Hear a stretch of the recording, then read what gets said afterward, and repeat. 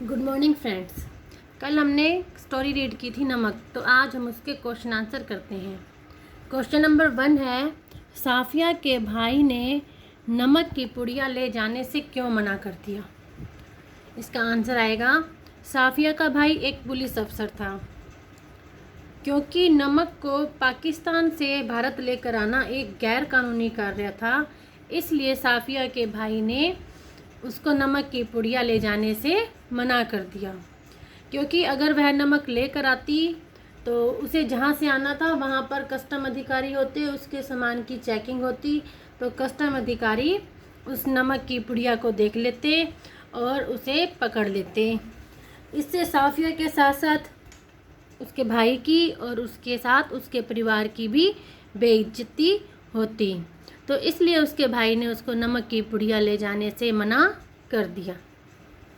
Question number 2, नमक की पुड़िया ले जाने के संबंध में साफिया के मन में क्या द्वंद्व था। साफिया ने नमक की पुड़िया ले जाने के लिए मन बना रखा था। वह चाहती थी कि वह सिख बीबी के लिए नमक की पुड़िया लेकर जाए जो उन्होंने लाहौर से भारत मंगवाई थी। तो उसने सुबह पाकिस्तान से भारत आने के लिए रवाना होना था और उसने अपने सारे सामान की पैकिंग कर ली थी। सूटकेस और बिस्तर बंद भी सारा पैक कर लिया था। बस एक किन्नू की टोकरी और नमक की पुड़िया ही रह गई थी। तो अब वह सोच रही थी कि इस नमक की पुड़िया को वहाँ कैसे लेकर जाए। पहले वह सोचती है कि वह नमक की पुड़िया को अपने हाथ में ले लेगी और सबसे पहले कस्टम अधिकारी को वह नमक की पुड़िया दिखा देगी। लेकिन फिर सोचती है, अगर उसने दिखाई, कस्टम अधिकारी ने उसे ना ले जाने दिया आगे, तो मजबूरन उसे वहीं छोड़नी पड़ेगी। लेकिन उसने वायदा किया हुआ था सिख बीबी से, तो वह ये चाहती थी कि वह वहाँ पर ज़रूर ही लेकर जाए। फिर वह सोचने लगती है, क्यों ना मैं इस नमक की पुड़िया को इस किन्नुओं से भरी टोकरी में ही ले जाऊं। कौन भला इन किन्नुओं के ढेर में इस नमक की पुड़िया को देखेगा। फिर सोचने लगी कि कहीं किसी ने देख लिया तो, इसलिए वो परेशान हो गई। फिर वो थोड़ी देर बाद सोचती है और याद करती है कि जब वह यहाँ आ रही थी तो भी लोग फलों की टोकरियाँ भारत से पाकिस्तान और पाकिस्तान से भारत लेकर जा रहे थे और इन टोकरियों की चेकिंग नहीं हो रही थी। तो इस प्रकार के द्वंद्व ही नमक की पुड़िया के संबंध में साफिया के मन में चल रहे थे। क्वेश्चन नंबर 3, जब साफिया अमृतसर पुल पर चढ़ रही थी तो कस्टम अधिकारी निचली सीढ़ी के पास सिर झुकाए चुपचाप क्यों खड़े थे। इसका आंसर आएगा, जब साफिया लाहौर से अमृतसर तक पहुंच गई थी और अमृतसर पुल पर चढ़ रही थी तो कस्टम अधिकारी निचली सीढ़ी के पास सिर झुकाए चुपचाप खड़े थे। क्योंकि भले ही देशों का बंटवारा हो चुका है, राजनीतिक स्तर पर तो देशों का बंटवारा हो चुका था, भारत और पाकिस्तान अलग हो गए हैं और वो जो पूर्वी पाकिस्तान है वो भी पहले जैसे भारत का अंग था, बाद में उसे जो बांग्लादेश बन चुका है वो भी बंटवारा उनका हो चुका था। लेकिन लोगों के मन में अभी भी अपनेपन का भाव था। वे अपने आप को दूसरों से अलग नहीं मानते थे। तो जो कस्टम ऑफिसर था वो ढाका का था, उसका जन्म ढाका में हुआ था, लेकिन अब वह भारत आ गया था। जब पार्टीशन हुआ, डिवीज़न हुआ, तो वह भारत आ गया था, तो वह यहाँ नौकरी कर रहा था। तो वो भी उसके मन में यही था कि मेरा वतन तो ढाका है, इसलिए वह निचली सीढ़ी के पास सिर झुकाकर चुपचाप खड़े थे। क्वेश्चन नंबर 4, लाहौर अभी तक उनका वतन है और दिल्ली मेरा वतन ढाका है जैसे उद्गार किस सामाजिक यथार्थ का संकेत करते हैं। इसमें कहा गया है कि जैसे सिख बीबी कहती है कि हमारा जन्म तो लाहौर में हुआ था, लाहौर हमारा वतन है, लेकिन अभी वह भारत में है। इसी प्रकार जो कस्टम अधिकारी हैं उनका जन्म यहाँ दिल्ली में हुआ था और अब वो पाकिस्तान में है, तो वो कहते हैं कि दिल्ली हमारा वतन है। और तीसरे कस्टम अधिकारी, जो दूसरे कस्टम अधिकारी थे, वो भारत में जॉब कर रहे थे, लेकिन उनका वतन ढाका जो कि पूर्वी पाकिस्तान है वो है, तो वो कहते हैं कि ढाका मेरा वतन है।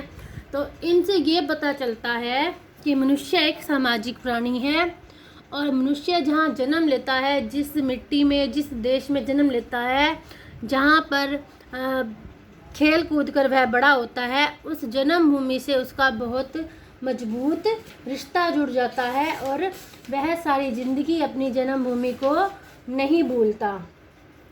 क्योंकि कहा भी गया है, जननी जन्मभूमिश्च स्वर्गादपि गृहसी, मतलब जननी और जन्मभूमि तो स्वर्ग से भी बढ़कर होती है और मनुष्य चाहकर भी अपनी जन्मभूमि को नहीं भूल पाता और अपनी जन्मभूमि की यादें उसके जीवन में हमेशा याद रहती हैं और मृत्यु तक उसके साथ ही रहती हैं।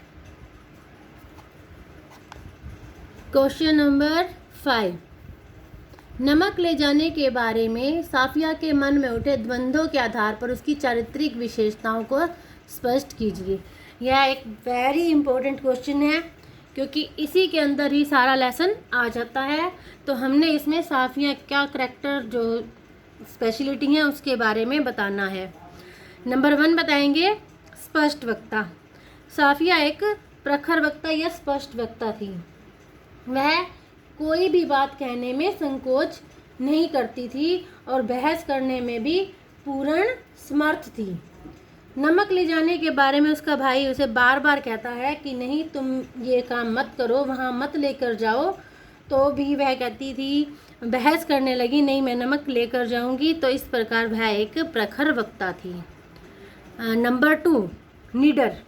वह एक निडर लड़की थी क्योंकि उसका भाई जब उसे कहता है कि तुम वहाँ ले जाओगी तो कस्टम अधिकारी उसे पकड़ लेंगे और तुम्हें वो नहीं ले जाने देंगे, तो वो कहती है कि मैं अमृतसर में जाकर कस्टम अधिकारी के समक्ष अपने आप ही कह दूंगी कि देखिए मेरे पास नमक है थोड़ा सा।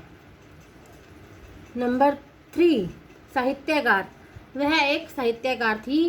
क्यों इसका पता हमें इस बात से चलता है जब उसका भाई उसे कहता है कि आप तो अदबी ठहरी, और अदबी लोगों के दिमाग में कुछ ना कुछ तो घुमा फिरा होता ही है, मतलब साहित्यकारों में कुछ तो अलग होता ही है, आपसे बहस करने का कोई फ़ायदा नहीं है। नंबर 4 ईमानदार। साफिया एक ईमानदार नारी है क्योंकि जब साफिया का भाई उसे कहता है कि तुम वहाँ नमक लेकर जाओगी तो कस्टम वाले पकड़ लेंगे, तो वह कहती है निकल कर जाने का क्या मतलब है, मैं उन्हें दिखा कर ले जाऊंगी, छुपा कर नहीं ले जाऊंगी। तो इससे पता चलता है कि वह ईमानदार है। नंबर 5 इंसानियत से भरपूर। वह इंसानियत से भरपूर है और इसी इंसानियत के कारण ही वह सिख बीबी को भी वायदा करती है कि वह उसके लिए नमक लेकर आएगी। फिर उसने जब वह वापस आ रही थी तो उसने ट्रेन में देखा कि दोनों जगह के लोगों का, चाहे भारत है चाहे पाकिस्तान है, दोनों ही जगह के लोगों का पहनावा, वेशभूषा, जबान सब एक जैसी है।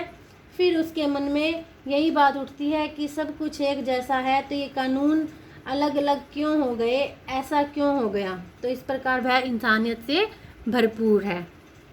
नंबर 6 दृढ़ निश्चयी।